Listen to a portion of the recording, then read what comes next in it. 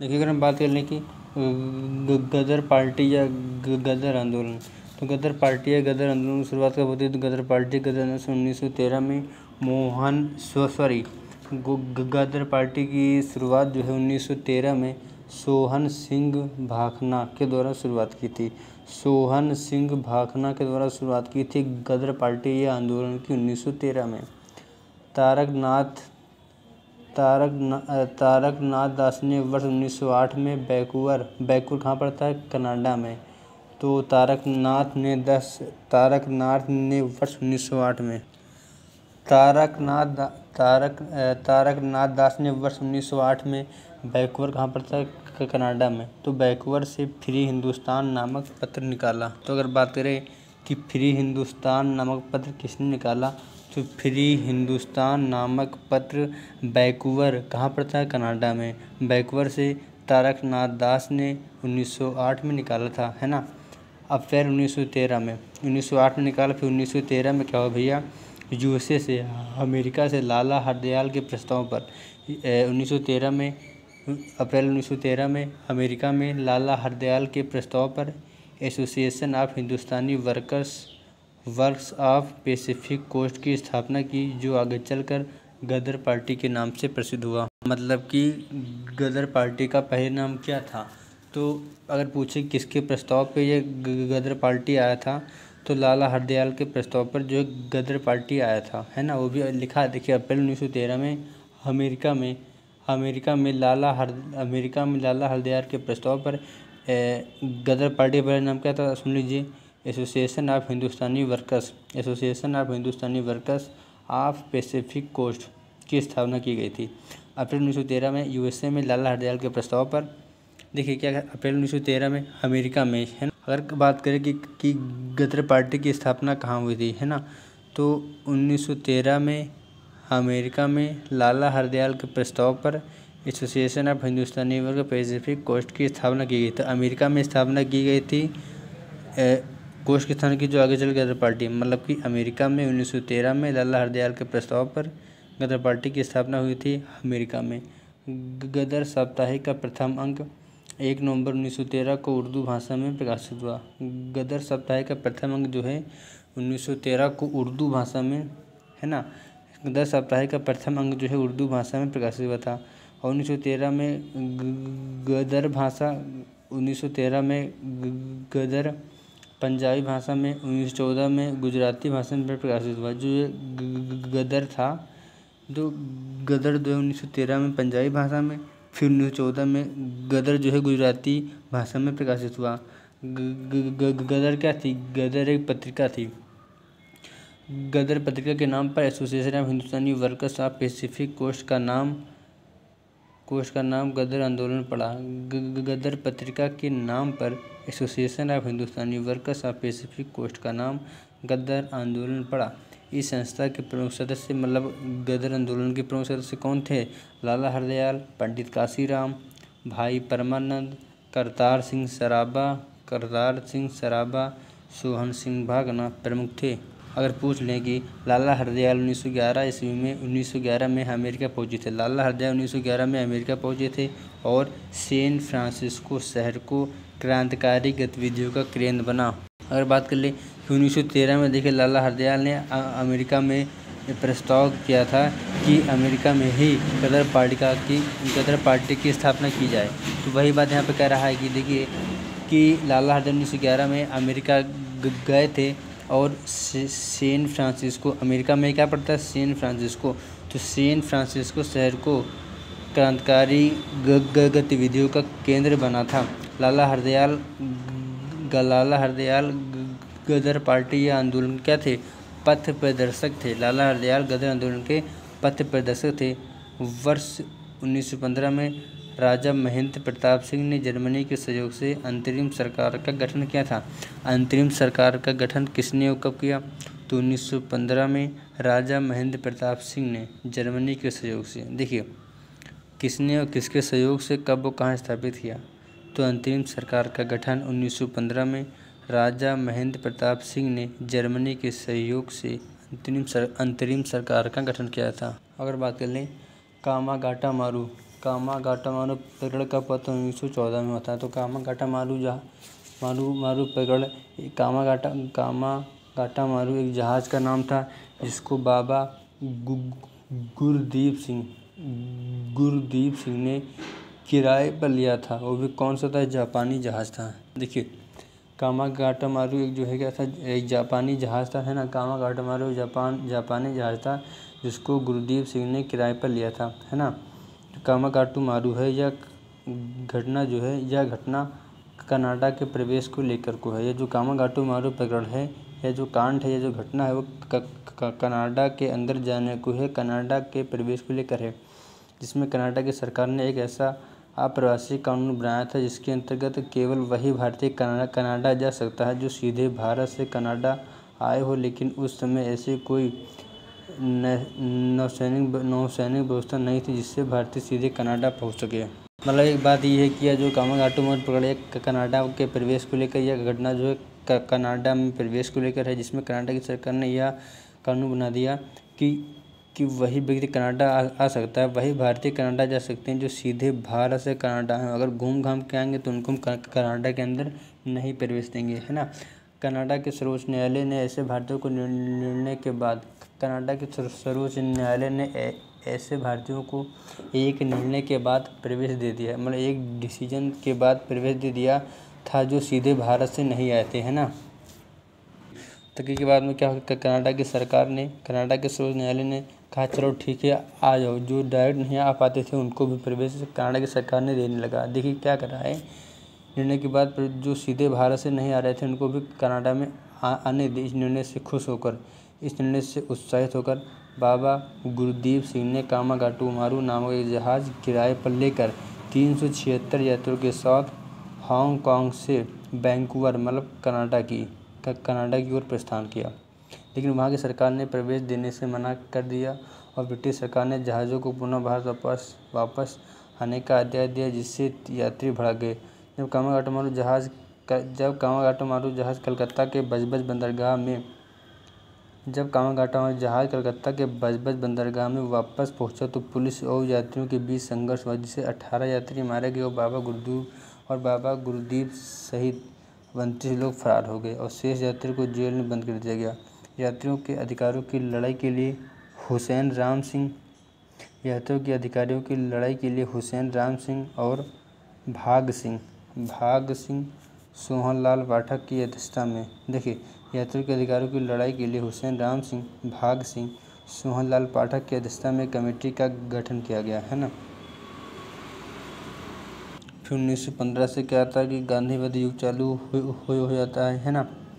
गुजरात में खेड़ा सत्याग्रह हुआ था। सेंट पीटर्सबर्ग स्टेशन का नाम था, है ना।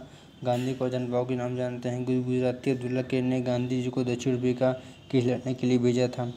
9 जुलाई 1915 को दक्षिण अफ्रीका से आए थे और 1916 में लखनऊ में भारतीय राष्ट्रीय कांग्रेस का अधिवेशन हुआ था। बात कर लें होम रूल लीग आंदोलन 6 साल की लंबी सज़ा काटने के बाद 16 जून 1914 को जेल से रिहा होने के बाद पूना बोले तो महाराष्ट्र पूना पड़ता, पूना जो है तिलक आए थे। 28 अप्रैल 1916 को बेलगांव में होम रूल लीग की स्थापना का प्रस्ताव रखा गया और इसके अध्यक्ष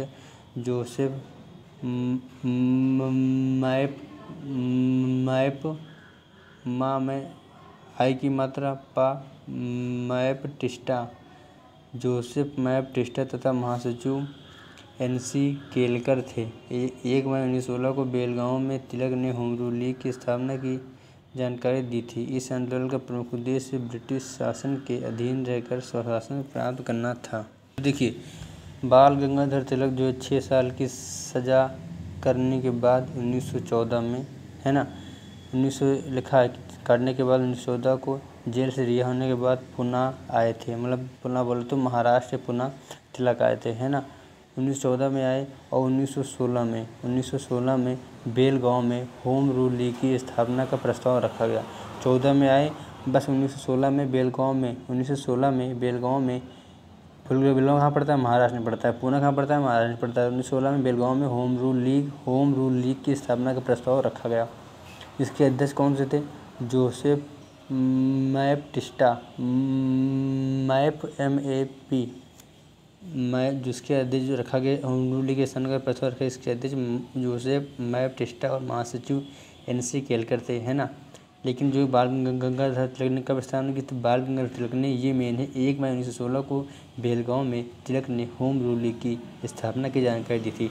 इस होम रूल लीग आंदोलन का उद्देश्य क्या था, तो इस आंदोलन का मुख्य उद्देश्य यह था कि ब्रिटिश शासन के अधीन रहकर स्वशासन को प्राप्त करना था। अगर हम बात करेंगे सबसे पहले देखिए होम रूल लीग 2 लोग शामिल करते हैं, एनी बेसेंट और बाल गंगाधर तिलक। तो सबसे पहले जो है पहले बाल गंगाधर तिलक ने मई में स्थापना की थी। मई बोले तो 1 मई 1916 को देखिए बेलगांव में तिलक ने होम रूल लीग की स्थापना की थी, और बेसेंट ने जो है सितंबर में स्थापना की थी होम रूल लीग की। देखिए यहाँ पे लिखा भी है कि तिलक के बाद सितंबर, मैंने यहाँ पे बताया कि तिलक मई में तिलक 1 मई में ही 1 मई 1916 को ही होम रूल लीग की स्थापना की थी। लेकिन मई के बाद जून जुलाई अगस्त सितंबर में जो है ना, तिलक के बाद सितंबर 1916 में ही इन्होंने भी स्थापना किया था। 1916 में इन्होंने भी स्थापना किया। सितंबर 1916 में एनी बेसेंट ने मद्रास में होम रूल लीग की स्थापना की।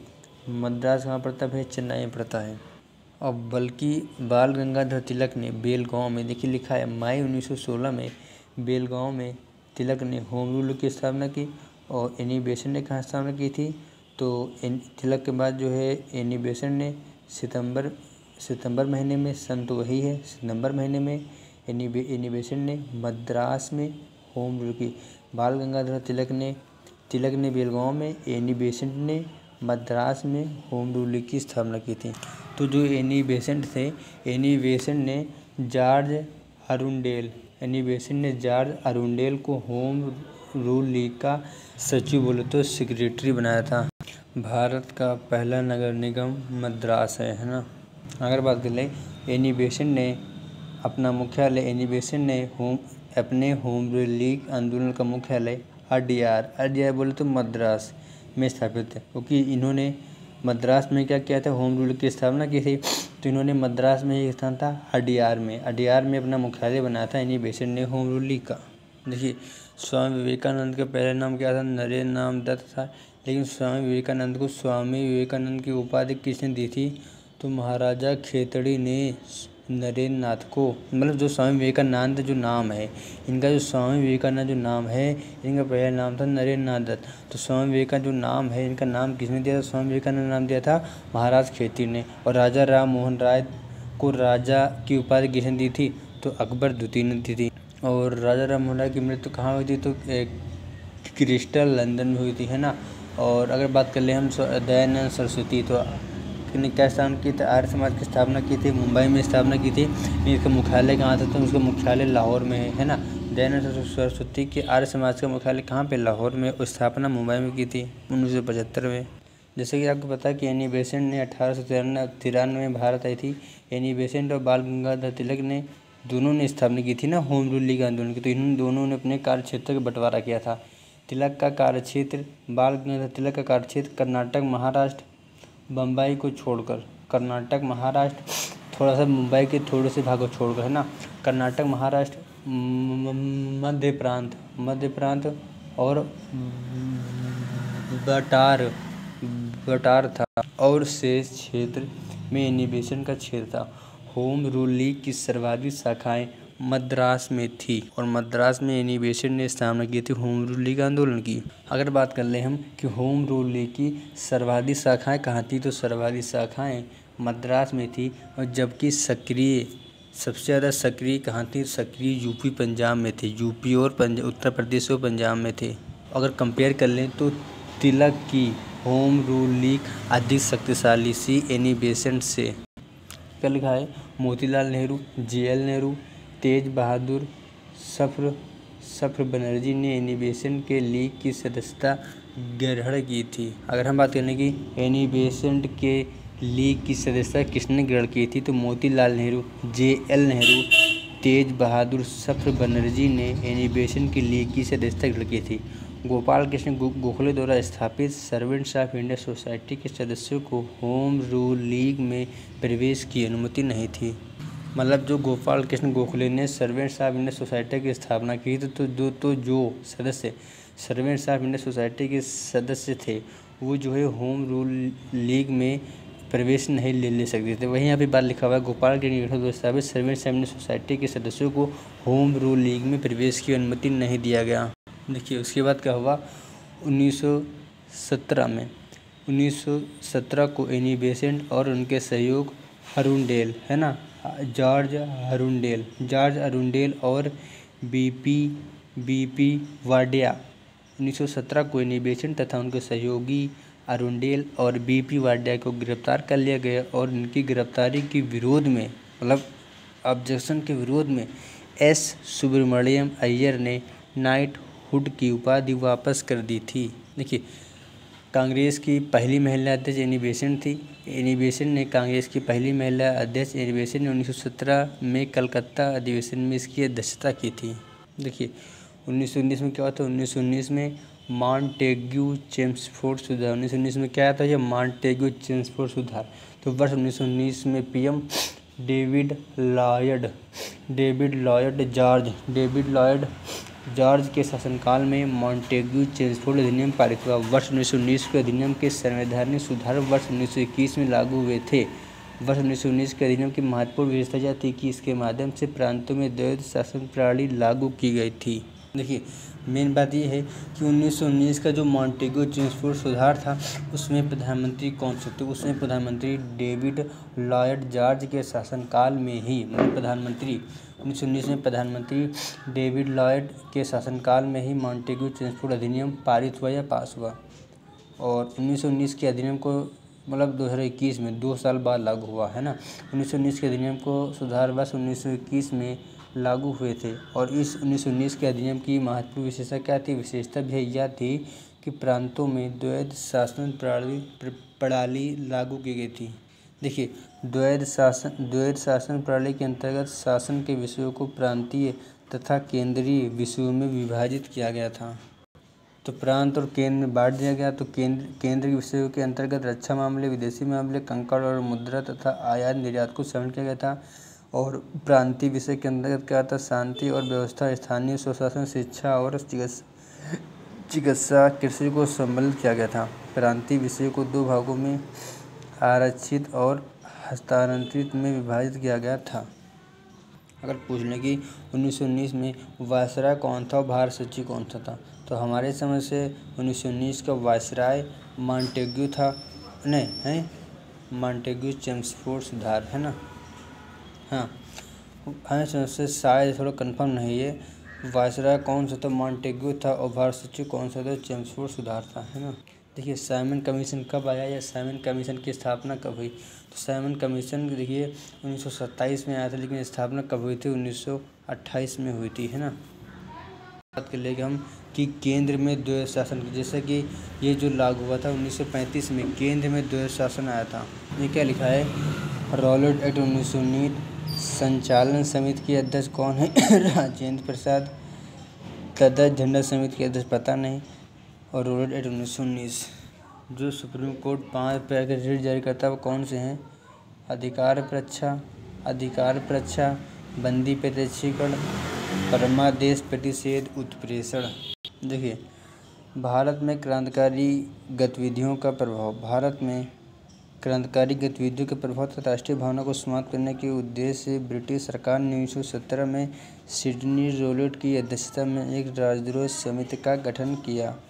फरवरी 1919 से केंद्रीय विधान परिषद में 2 विधेयक पेश किए गए, जिसमें एक विधेयक पास कर लिया गया, परंतु 1919 को दूसरा विधेयक रॉलेट एक्ट के नाम से पारित किया गया। देखिए इसमें मेन बात यह है कि ब्रिटिश सरकार ने 1917 में सिडनी रॉलेट की अध्यक्षता में एक राजद्रोह समिति का गठन किया, है ना, फिर जो क्या हुआ, केंद्रीय विधान परिषद में 2 विधेयक पेश किए, जिसमें एक विधेयक तो वापस ले लिया गया, और दूसरा विधेयक जो है रॉलेट एक्ट के नाम से पारित हुआ। और जो है बिकाला कानून या मुंह बंद करने वाला कानून, है ना, किसको कहते हैं, तो रॉलेट एक्ट को कहते हैं 1919 को। लेकिन वर्नाक्यूलर प्रेस एक्ट 1878 का, वर्नाक्यूलर प्रेस 1878 का लिटन के समय पास हुआ था। इसको क्या कहते हैं 1878 को गैजेट कहते हैं 1878 के आंदोलन को। देखिए रॉलेट एक्ट अधिनियम के अंतर्गत किसी भी रॉलेट एक्ट के अंतर्गत क्या होता था कि रॉलेट एक्ट अधिनियम के अंतर्गत किसी भी संदिग्ध व्यक्ति को जब तक चाहे बिना मुकदमे चलाए सरकार जेल में बंद कर सकती है। इसलिए कानून को बिना वकील बिना कानून बिना दलील वाला कानून कहा जाता है। रॉलेट एक्ट की भारतीय जनता ने काला कानून कहकर आलोचना की है ना। रॉलेट एक्ट को भारतीय जनता ने काला कानून कहकर आलोचना की है। अखिल भारतीय स्तर पर महात्मा गांधी का पहला शासी प्रयास रॉलेट एक्ट के विरोध में प्रारंभ सत्याग्रह था। देखिए रॉलेट एक्ट का मतलब क्या होता था। रॉलेट एक्ट अधिनियम में क्या होता था कि किसी भी संदिग्ध व्यक्ति को सरकार जब तक चाहे बिना मुकदमा चलाए जेल में व्यक्ति को बंद कर सकती थी। इसलिए कानून को बिना वकील बिना दलील वाला हम कानून कहते हैं, है ना। रॉलेट एक्ट को भारतीय जनता ने काला कानून कहकर आलोचना की थी। और अखिल भारतीय स्तर पर गांधी का पहला शासी प्रयास रॉलेट एक्ट के विरोध में प्रारंभ सत्याग्रह था। देखिए रॉलेट एक्ट के ऑब्जेक्शन में रॉलेट एक्ट के विरोध में गांधी ने 6 अप्रैल 1919 को देशव्यापी हड़ताल का आयोजन किया, जिसका नेतृत्व स्वामी श्रद्धानंद कर रहे थे। देखिए और बात कर ले स्वामी श्रद्धानंद और डॉक्टर सतपाल के निमंत्रण पर गांधी ने दिल्ली की ओर प्रस्थान किया, लेकिन 1919 को उन्हें पलवल, कहाँ पड़ता है हरियाणा में, पलवल में गिरफ्तार कर बम्बई भेज दिया गया। कि आगे चलते हैं। 1919 को रामनवमी के दिन एक विशाल जुलूस निकाला गया, जिसका नेतृत्व डॉक्टर सतपाल और सैफुद्दीन किचलू कर रहे थे। देखिए 13 अप्रैल 1919 को वैसाखी के दिन वैसाख वाले दिन डॉक्टर सतपाल और सैफुद्दीन किचलू की गिरफ्तारी के विरोध में, मतलब 13 अप्रैल 1919 को वैशाली वाले दिन 13 अप्रैल 1919 को दिन का नाम क्या है, वैसाख वाले दिन डॉक्टर सतपाल और सैफुद्दीन किचलू की गिरफ्तार कर लिया गया था। इसलिए इनके विरोध में, इनके ऑब्जेक्शन में काहे हमारे दो नेता को गिरफ्तार कर लिया। तो 13 अप्रैल 1919 को असल में ये हुआ था कि 13 अप्रैल 1919 को वैसाख वाले दिन डॉक्टर सतपाल और सैफुद्दीन किचलू को गिरफ्तार कर लिया गया। तो क्या हुआ ना, इसके विरोध में अमृतसर बोल दो पंजाब में, अमृतसर में जलियांवाला बाग में भीड़ हुई, एकत्र हुई हंसराज के कहने पर, है ना, ये एकत्र हुई। और जहाँ पर जनरल डायर ने बिना कोई पूर्व सूचना दिए गोली चलवा दी, जिसमें सरकारी आंकड़े के अनुसार 379 सदस्य मारे गए, जबकि कांग्रेस की रिपोर्ट के अनुसार लगभग 1000 लोगों की मृत्यु हुई। देखिए 13 अप्रैल 1919 को क्या हुआ था, जो जलियांवाला बाग हत्याकांड हुआ था वो क्यों हुआ था मालूम है। देखिए जलियांवाला बाग हत्याकांड इसलिए हुआ था क्योंकि 13 अप्रैल 1919 को वैसाख वाले दिन डॉक्टर सतपाल और सैफुद्दीन किचलू की गिरफ्तार कर लिया गया था। इसलिए जनता ने गुस्सा कर अमृतसर में जलियांवाला बाग में भीड़ इकट्ठा हो गई। तो उसमें क्या हुआ कि वहाँ का जनरल डायर ने बिना कोई सूचना दिए गोली चलवा दी थी। तो उसमें 379 सदस्य मारे गए, जबकि कांग्रेस की रिपोर्ट के अनुसार जब 1000 लोगों की मृत्यु हुई थी, है ना। या तो हम बात कर लें अगर कि जलियांवाला बाग हत्याकांड के समय वायसराय और गवर्नर जनरल या लेफ्टिनेंट गवर्नर कौन था। तो भैया जलियांवाला बाग के समय है ना, जलियांवाला बाग के समय लेफ्टिनेंट गवर्नर या गवर्नर जनरल जो है कौन था भैया, लेफ्टिनेंट गवर्नर कौन सा था, गवर्नर था माइकल ओडायर। देखिए जलियांवाला बाग के समय जो गोली चलवाई थी, वो गोली जो चलाया था जनरल डायर ने। जनरल डायर पता नहीं क्या, हमको नहीं पता। लेकिन अगर ये पूछिए आपसे कि जलियांवाला बाग के समय पंजाब का लेफ्टिनेंट गवर्नर कौन सा था, तो आप जनरल डायर को मत लगाइएगा, क्योंकि जनरल डायर को मत लगाएगा, क्योंकि हम जानते हैं जलियांवाला बाग कांड के समय लेफ्टिनेंट गवर्नर कौन सा था, माइकल ओ डायर। तथा जलियांवाला बाग के समय वायसराय कौन सा था, वायसराय जो है चेम्सफोर्ड सुधार था, है ना। क्योंकि जलियांवाला बाग कब हुआ था, 13 अप्रैल 1919 को हुआ था। 13 अप्रैल 1919 को, तो हम जानते हैं 13 से 1919 को क्या हुआ था भैया, रॉलेट एक्ट जो हुआ था 1919 में कौन सा था, चेम्सफोर्ड सुधार वायसराय था। तो 1919 में यही हुआ था, तो इसलिए इसका भी वायसराय कौन सा था, तो लॉर्ड चेम्सफोर्ड वायसराय के शासनकाल और लेफ्टिनेंट गवर्नर माइकल ओडायर के शासनकाल में जलियांवाला बाग हत्याकांड हुआ था। तो क्या हुआ, CF एंड्रूज, इसको क्या कहते हैं, दीनबंधु। और देशबंधु किसे कहते हैं, देशबंधु कहते हैं चित्तरंजन दास को, लेकिन दीनबंधु किसे कहते हैं, CF एंड्रूज ने। तो CF एंड्रूज ने इस कांड को क्या कहा, तो इस कांड को जानबूझकर की गई क्रूर हत्या की संज्ञा दी थी। जलियांवाला बाग हत्याकांड को जानबूझकर की गई क्रूर हत्या किसने दी थी, CF एंड्रूज ने। देखिए, तो जलियांवाला बाग कांड के विरोध में रविन्द्रनाथ टैगोर ने नाइटहुड की उपाधि वापस कर दी थी, और शंकरन नायर ने जलियांवाला बाग कांड के विरोध में वायसराय की कार्यकारिणी से इस्तीफा दे दिया था, है ना। तो जलियांवाला बाग कांड की जांच के लिए सरकार द्वारा अक्टूबर 1919 में हंटर आयोग का गठन किया गया, जिसमें कुल 8 सदस्य थे, 4 अंग्रेज व 4 भारतीय थे।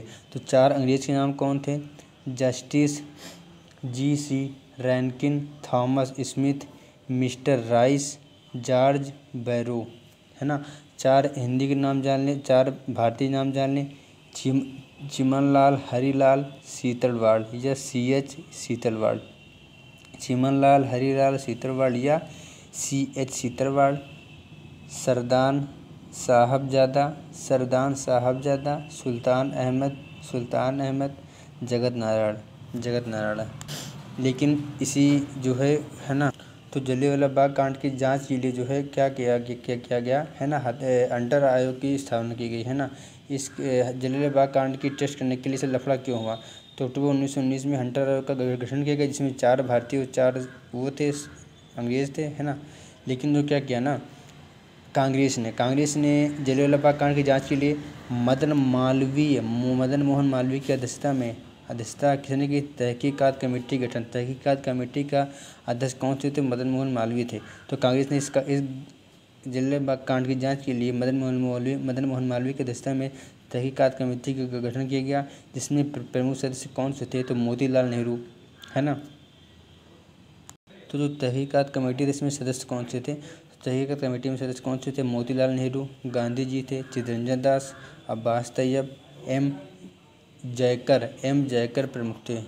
और इसका जलियांवाला कांड के बाद, इस घटना के बाद चमनदीप ने पंजाब में डंडा फौज का गठन किया था। तो क्या हुआ, ऊधम सिंह ने जलियांवाला बाग कांड की हत्या के लिए जिम्मेदार पंजाब के तत्कालीन गवर्नर माइकल ओडायर को लंदन में 1940 में हत्या कर दी थी। मतलब कि ऊधम सिंह ने जो एक कांड हुआ था, तो उसके घर में जाकर माइकल ओडायर, है ना, क्योंकि उस टाइम तत्कालीन गवर्नर कौन सा था, तो माइकल ओडायर के कहने पर जनरल डायर ने गोली चलवाई थी, लेकिन किसने कहा था भैया, माइकल ओडायर ने। तो ऊधम सिंह ने लंदन में जाकर माइकल ओडायर को 1940 में मार दिया था। देखिए क्या हुआ, अब चलते हैं खिलाफत आंदोलन। देखिए, ऐसा कौन सा आंदोलन था जो भारत से संबंधित नहीं था, तो खिलाफत आंदोलन था ये, जो भारत से इसका कोई झगड़ा है, मतलब इसका संबंध भारत के झगड़ों से संबंधित नहीं था, है ना। तो विशाल ऑटोमन साम्राज्य का शासक तुर्की का सुल्तान पूरे जगत में खलीफा के नाम से प्रसिद्ध था। प्रथम विश्व युद्ध में तुर्की जो है ब्रिटेन के विरुद्ध लड़ रहा था, और इस युद्ध में तुर्की की पराजय के बाद ब्रिटेन की सरकार ने तुर्की साम्राज्य का विघटन कर दिया, और पूरा मुसलमान इससे आहत होकर अंग्रेज़ों के विरुद्ध खिलाफत आंदोलन की शुरुआत करते हैं। अगर हम बात कर लें कि 1920 में कलकत्ता में हुए कांग्रेस के अधिवेशन का प्रमुख उद्देश्य क्या था, तो प्रमुख मुद्दा या उद्देश्य जो है जलियांवाला बाग और खिलाफत था। खिलाफत आंदोलन जो है क्या था, तो खिलाफत आंदोलन तुर्की विभाजन के विरोध में भारत के मुसलमानों द्वारा प्रारंभ किया गया था। जो ये खिलाफत आंदोलन था यह तुर्की विभाजन के विरोध में, क्योंकि ब्रिटेन ने तुर्की को हरा दिया था, तो इसलिए ब्रिटेन ने तुर्की का विभाजन कर दिया। जब तुर्की का विभाजन कर दिया तो भारत के मुसलमानों ने इसका विरोध कर दिया। खिलाफत आंदोलन एक ऐसा आंदोलन था जिसका विषय अंतर्राष्ट्रीय था। सितंबर 1919 में अखिल भारतीय खिलाफत कमेटी का गठन किया गया। खिलाफत आंदोलन को भारत में शुरू करने का श्रेय अली बंधुओं बोले तो शौकत अली और मोहम्मद अली को दिया जाता है। अक्टूबर 1919 को अखिल भारतीय स्तर पर खिलाफत दिवस मनाया गया और 1919 को दिल्ली में खिलाफत कमेटी का सम्मेलन हुआ जिसकी अध्यक्षता गांधी जी ने की थी। 1920 को सेवर्स की संधि के द्वारा तुर्की का विभाजन हो गया था, है ना। मदन मोहन मालवीय ने खिलाफत आंदोलन का समर्थन नहीं किया। अब कोई आपसे पूछे कि इसमें कौन सा व्यक्ति है जिसने खिलाफत आंदोलन का समर्थन नहीं किया था, तो मदन मोहन मालवीय ने खिलाफत आंदोलन का समर्थन नहीं किया था। देखिए 1 अगस्त 1920 को असहयोग आंदोलन की स्थापना हुई थी और 1 अगस्त 1920 को बाल गंगाधर तिलक का स्वर्गवास हुआ था। तो उनकी याद में जो है क्या हुआ था भैया कि उनकी याद में जो है स्वराज फंड की स्थापना की गई थी जिसमें 1 करोड़ रुपए रखे गए थे। जो असहयोग आंदोलन था इसके 2 कार्य थे। 2 कार्य क्या थे? इसका 2 प्रमुख कार्य क्या था? रचनात्मक और नकारात्मक, है ना। जो असहयोग आंदोलन था वो 1 अगस्त 1920 को गांधी के नेतृत्व में पास हुआ था, है ना। लेकिन उसके बाद क्या हुआ कि 5 फरवरी 1922 को 1 अगस्त को हुआ 1 अगस्त 1920 को, लेकिन तक के बाद 1 अगस्त 1920 को असहयोग में प्रारंभ हुआ, लेकिन 5 फरवरी 1922 को जो है चौरी चौरा कांड हुआ था, है ना। चौरी चौरा कांड हुआ तो उससे गांधी जी प्रभावित होकर, क्योंकि उसमें चौरी चौरा कांड में क्या हुआ था, कुछ लोगों ने थाने को घेर कर जला दिया था, उसमें 23 जवान जल गए थे। तो चौरी चौरा कांड के कारण महात्मा गांधी ने असहयोग आंदोलन को वापस ले लिया था। या असहयोग आंदोलन को क्यों वापस ले लिया गया था? तो चौरी चौरा घटना के कारण महात्मा गांधी ने वापस ले लिया था, क्योंकि इसमें 23 जवान जिंदा जल गए थे। तो 5 फरवरी को देखिए 1922 को कांड हुआ था और 12 फरवरी 1922 को गांधी जी ने असहयोग आंदोलन वापस ले लिया। 5 फरवरी को कांड हुआ और 12 फरवरी 7 दिन बाद इसके 12 फरवरी 1922 को महात्मा गांधी ने चौरी चौरा असहयोग आंदोलन को वापस ले लिया। वहीं यहाँ पे क्या लिखा हुआ है? असहयोग आंदोलन गांधी के नेतृत्व में शुरू किया गया पहला जन राष्ट्रीय आंदोलन था। मतलब महात्मा गांधी का पहला इंटरनेशनल लेवल पर, अंतर्राष्ट्रीय स्तर पर पहला जन राष्ट्रीय आंदोलन कौन सा था? असहयोग आंदोलन था, है ना। तो क्या हुआ ना कि असहयोग आंदोलन के दौरान भारत का वायसराय कौन था? तो असहयोग आंदोलन के दौरान भारत का वायसराय लॉर्ड चैम्स्फोर्ड सुधार था, है ना। 1920 में लाला लाजपत राय की अध्यक्षता में कांग्रेस का विशेष अधिवेशन हुआ था जिसमें असहयोग आंदोलन संबंधी प्रस्ताव पारित किया गया। देखिए जो 1920 में लाला लाजपत राय की अध्यक्षता में कांग्रेस का जो अधिवेशन हुआ था ना, उस अधिवेशन उसमें क्या हुआ था कि असहयोग आंदोलन संबंधी प्रस्ताव पारित किया गया था। 1920 में ही हुए कांग्रेस के अधिवेशन की अध्यक्षता विजय राघवाचारी या वीर राघवाचारी ने की थी, है ना। 1920 में हुए कांग्रेस के वार्षिक अधिवेशन की अध्यक्षता विजय राघवाचारी या वीर राघवाचारी ने की थी, जिसमें असहयोग आंदोलन की पुष्टि कर दी गई थी। देखिए लाला लाजपत राय द्वारा 1920 में अधिवेशन की अध्यक्षता किया गया था। इसमें क्या हुआ था? असहयोग आंदोलन को संबंधी प्रस्ताव पारित किया गया था। लेकिन 1920 में कांग्रेस के अधिवेशन की अध्यक्षता विजय राघवाचारी की अध्यक्षता की थी, जिसमें क्या हुआ कि असहयोग आंदोलन की पुष्टि कर दी गई। देखिए चित्तरंजन दास ने इस अधिवेशन की, है ना। चित्तरंजन दास ने इस अधिवेशन में जो ये अधिवेशन हुआ था 1920 में वीर राघवाचारी में, इस अधिवेशन में असहयोग आंदोलन संबंधी सबसे पहले प्रस्ताव रखा था, है ना।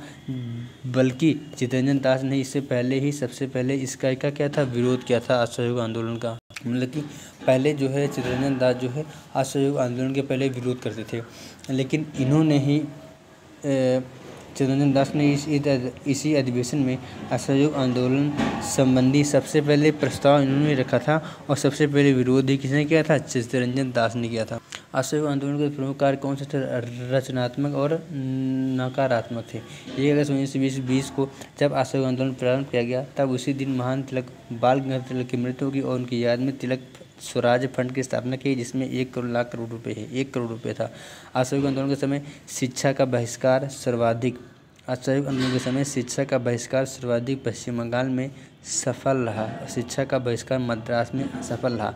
असहयोग आंदोलन के दौरान सर्वाधिक सफल कार्यक्रम क्या था? तो असहयोग आंदोलन के दौरान सर्वाधिक सफल कार्यक्रम विदेशी कपड़ों का बहिष्कार था और रविन्द्रनाथ टैगोर ने विदेशी कपड़ों के बहिष्कार को निष्ठुर बर्बादी बताया है।